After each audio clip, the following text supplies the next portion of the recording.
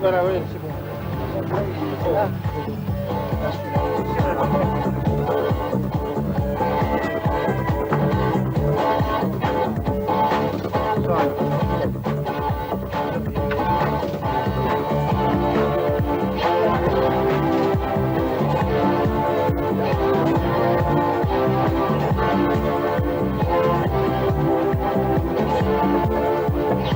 Le 28 août 1986, Didier Pironi atteignait son but, remonter dans une Formule 1. Guy Ligier et Gérard Larousse mettaient à sa disposition une Formule 1 pour des essais privés, des essais permettant à Didier de tester sa condition physique et morale après 4 ans d'arrêt, loin des circuits automobiles. En principe, pas trop. Là, elle ne devrait pas se rallonger plus avec ces trucs là.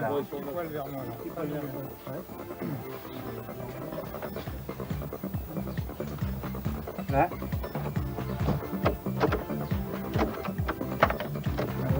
3000 sur la semaine, là, limite. Embrayage, c'est bien. Je peux bloquer contre l'écho et je te mets les bouteilles.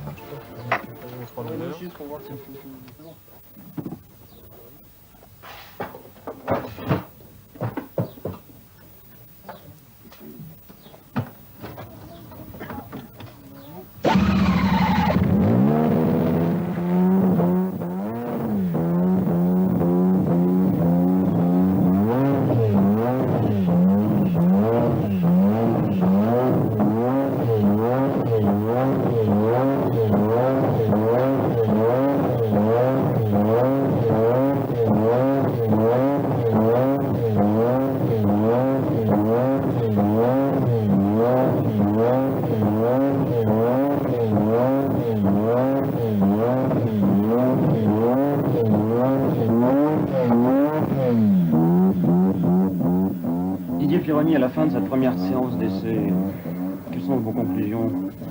Mes conclusions, ils sont complètement conformes à ce que je pensais avant de venir. Et s'il y a une tendance, c'est qu'elles sont un petit peu plus positives que ce que je pensais avant d'attaquer cette séance d'essai. Ça veut dire que personnellement, physiquement, je ne pense pas avoir de handicap, aucun. Psychologiquement, je suis dans un état d'esprit tout à fait agressif et qui se rapporte un petit peu à l'état d'esprit que j'avais quand j'ai commencé à faire de la Formule Renault.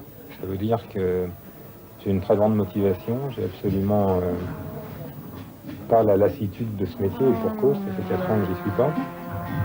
Et malgré tout, j'ai quand même l'expérience derrière moi. Donc je crois que ma conclusion de cette séance d'essai, en dehors du fait que j'ai de la préparation à faire, physique, musculaire, etc., je veux dire, je le savais, est tout à fait positive. Psychologiquement, il n'y a aucune... Cette cassure de 4 ans ne vous pose aucun problème particulier? Si elle me pose un problème, celui de me raisonner à pas attaquer trop, parce que j'aurais envie d'aller beaucoup plus vite que je ne vais. Et en fait, je dois me raisonner parce que Ligier a eu l'extrême générosité de me faire tourner dans cette voiture. C'est quelque chose de très appréciable, qui coûte très cher. Je crois que je l'apprécie à sa juste valeur. Et je veux dire, moi, j'ai envie de le faire, mais je me raisonne pour pas le faire. Voilà le problème que ça me pose. Quand on écoutait les gens discuter pendant ces 2 jours autour de vous et de votre voiture, tout le monde disait Didier est complètement capable de reprendre une Formule 1 dans un Grand Prix, et maintenant la décision elle lui appartient complètement.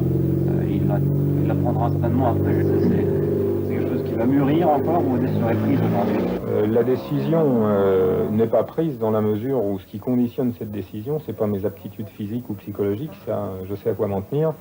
C'est les opportunités que j'aurai d'être incorporé dans une écurie de pointe avec des chances d'être champion du monde. Si ce n'est pas le cas, je pense que je ne courrai pas.